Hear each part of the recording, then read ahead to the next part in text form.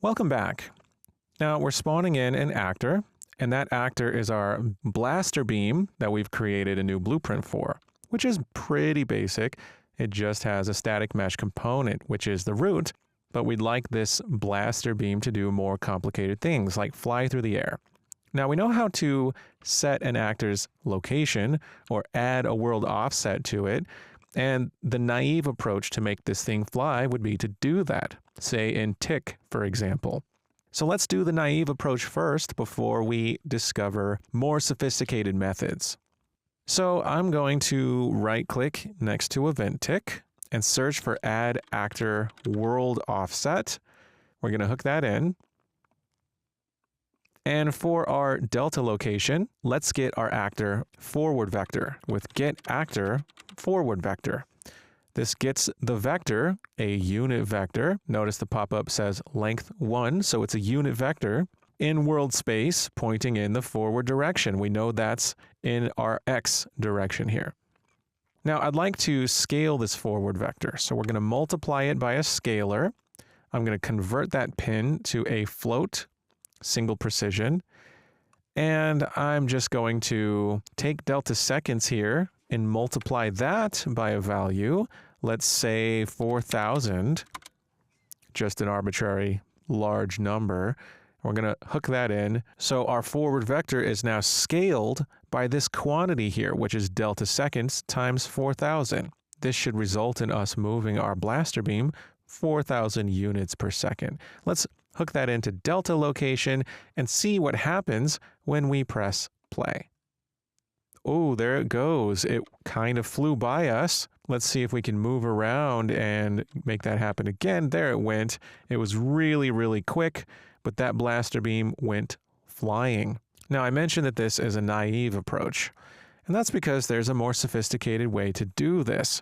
Let's go ahead and remove those nodes, and the way that I'd like to make our blaster beam fly in this game project is by adding a new kind of component, a movement component. Movement components are designed to move the actors that they belong to in specific ways, and we have different types of movement components. There's a movement component designed specifically for projectiles, and it's called Projectile Movement. So we can click plus in the Components panel, search for Projectile, and choose Projectile Movement.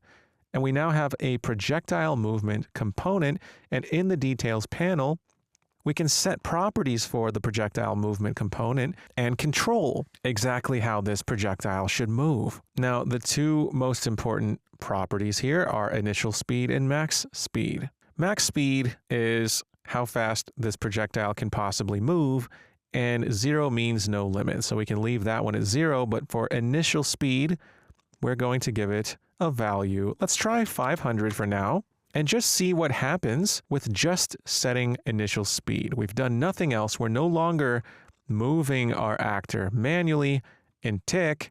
We've just added a projectile movement component and set its initial speed. Let's press play. And there it goes. And notice it kind of fell to the ground too. Let's press play again. There, see, it fell to the ground. So this is one of the advantages of having a movement component.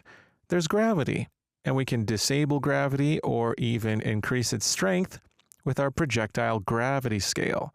I'm going to set that to 0 so we have no gravity and see what that looks like. Let's press play. And there it goes. Now, our projectile disappears after 1 second because we're deleting it. We're destroying it with destroy actor. We can simply not do that. I'm going to delete those nodes and press play again. And there goes our projectile flying at 500 units per second. And it just keeps going. It's never going to stop.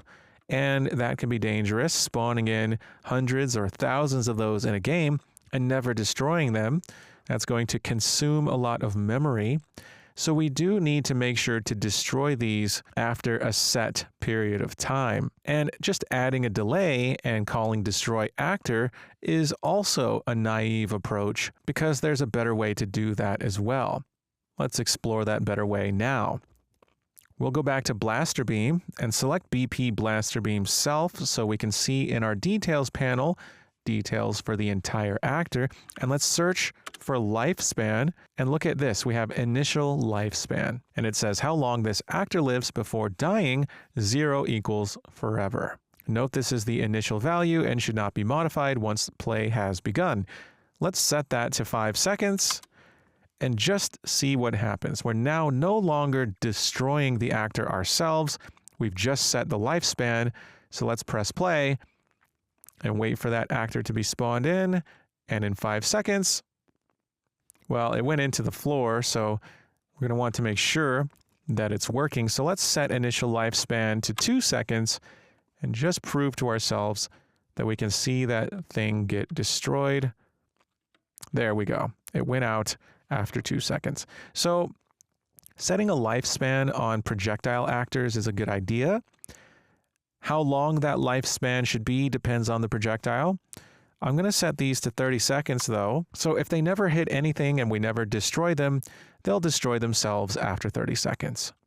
And now we have a blaster beam. And we can come into projectile movement and simply change the initial speed if we'd like it to be faster. We can set it to 1,000 or really whatever number we want here. And just because I can, I'm going to spawn 2 beams, one at each rifle socket location.